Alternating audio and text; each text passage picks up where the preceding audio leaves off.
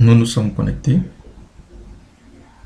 Et avant de continuer, nous allons mettre dans des fichiers différents certaines parties de notre page.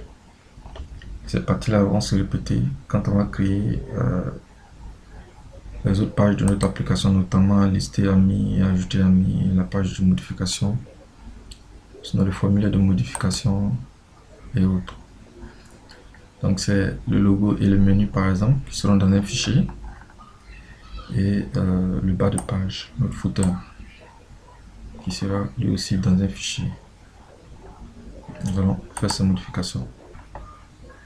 Donc dans accueil.php,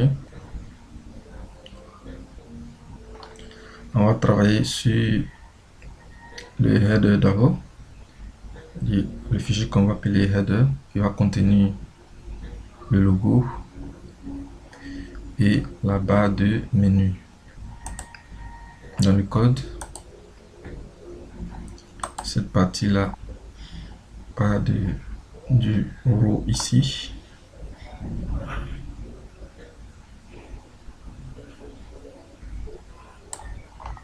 voilà. On va couper cette partie du code, CTRL X, et dans la barre de menu, sinon la barre d'outils ici, on a un onglet les outils d'insertion qui nous permettent d'insérer du code PHP, un formulaire ou des éléments de formulaire et autres. Pour avoir cette barre là d'outils, on va dans Windows, si chez vous ce n'est pas fait, dans Insert, voilà, c'est parti, Windows Insert. Ça peut être affiché quelque part ici, comme en tout cas partout dans cette page là. Donc étant à l'endroit où on a coupé, on va sur l'onglet donc d'insertion du code PHP et on prend include. On peut prendre aussi juste à côté l'icône à côté require. On va prendre include. Quand on clique là-dessus, voilà, il y a un code qui est inséré dans notre page. Les codes. Dans les codes, on va écrire header.php. Ce fichier n'est pas encore créé. On va l'écrire en même temps. Donc, dans notre site ici, dans le dossier de notre site, clic droit, on prend New File et on va coller le nom du fichier, par exemple. Voilà, c'est fait. On va l'ouvrir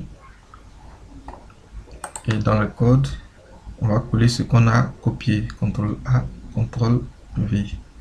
Oups, c'était le code avant. Donc pour l'avoir, j'ai dit tout. Voilà, je l'ouvre et j'insère le code.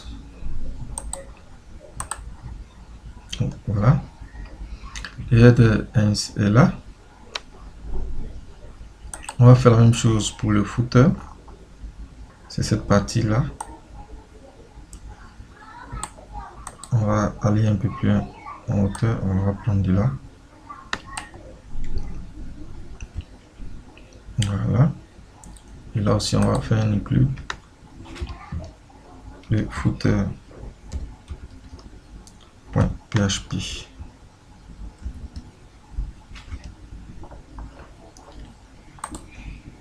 On peut dupliquer aussi des fichiers dans Dreamweaver en les sélectionnant et en tapant CTRL D. Voilà, je renomme ce fichier en footer.php.